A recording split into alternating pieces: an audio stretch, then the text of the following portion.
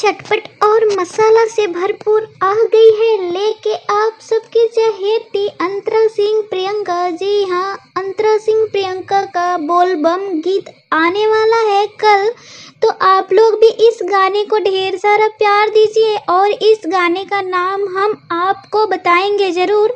लेकिन इससे पहले अंतरा सिंह प्रियंका का पावर स्टार पवन सिंह के साथ कौन सा ऐसा गाना है जो काफ़ी धूम मचाया हुआ है, नीचे कमेंट बॉक्स में कमेंट करके बताइए।